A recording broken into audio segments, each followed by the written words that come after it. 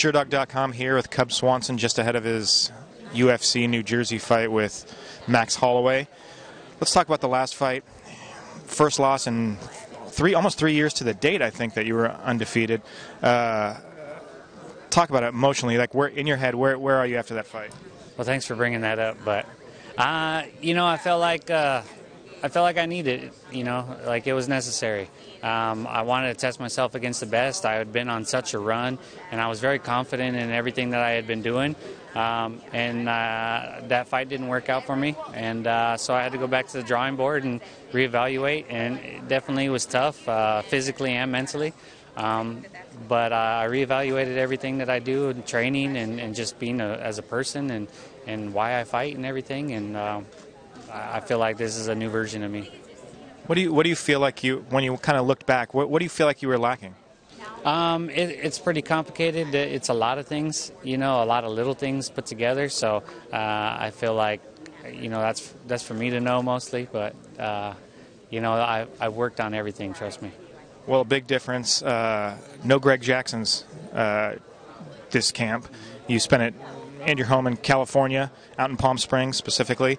How did that feel to be able to be? I mean, you haven't done that in a while. Yeah, it felt great to be at home. But I mean, I called Greg, talked to him on the phone. He watched tape for me. He's actually on his way here. He's going to be here. It feels great to have him in my corner.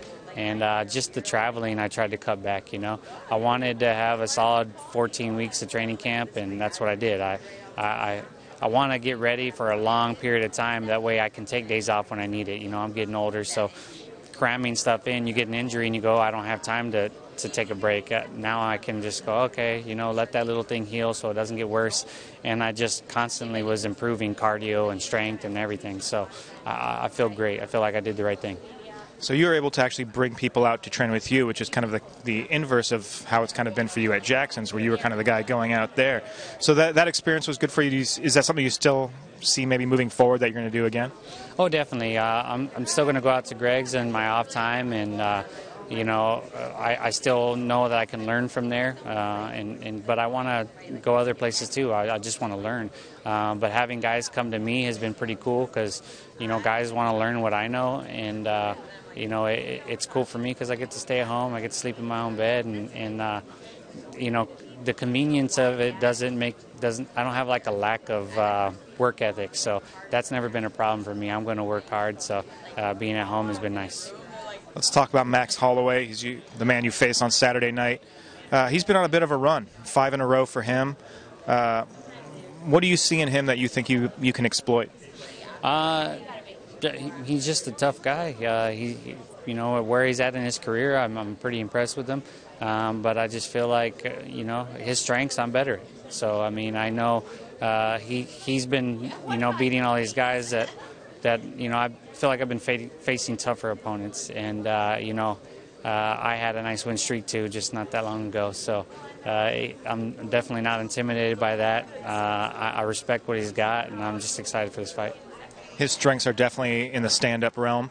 Do you feel like you're a better striker than him? Definitely, I feel like I'm a better striker. But we'll see. He's tall, he's lanky. Every fight's a different fight, so you got to figure him out in there. I'm sure he's going to try to use some takedowns and jiu-jitsu on me too. But I've been training everything. What do you think a win over Max Holloway? Where does that put you? I think a win over Max puts me right back in contention. But at the end of the day, I'm not even worried about it. All that stuff is just. Sometimes it can be a bunch of bull, You talk about giving you a shot, and they talked about it many times, and I was like, until I get the contract, it doesn't mean anything. So at the end of the day, I'm just going to keep winning fights, and when I get the opportunity, I'll be ready. So you don't feel like you're in a rush to get to that title? No, not at all. To me, at the end of the day, is about securing my legacy as a fighter and growing as a fighter and being a better person, and that's all I care about. And there's also been a little bit of talk about you possibly going up to 155 pounds. Is that something that you feel like is a legitimate possibility? Oh, definitely. I got a lot of fight left in me. I think, you never know how it goes down. I've fought a lot of people in the division, so if they start making it really hard for me to make matchups or I stop wanting to cut the weight, then maybe I'll give it a shot at 55. I know I'll do fine. I've trained with plenty of 55ers, but I think it'd just be for fun, just to test myself. You kind of touched up on it, but that is a legitimate quandary that people get in. You get high enough into the top 10, all of a sudden there's not a lot of fights that make sense for you. You end up sitting out a lot. And I know that after your injury, the last thing you want to do is be sitting out. So would you take a 55 fight really just to fill time, or is it a permanent move to that division? I don't know. It depends on the situation. Depends on how soon. So right now, I feel like I'm still doing great in the division, and there's really no need.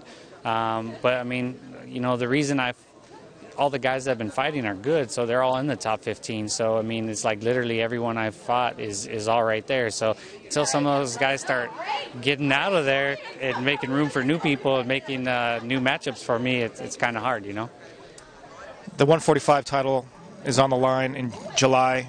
Jose Aldo, Conor McGregor.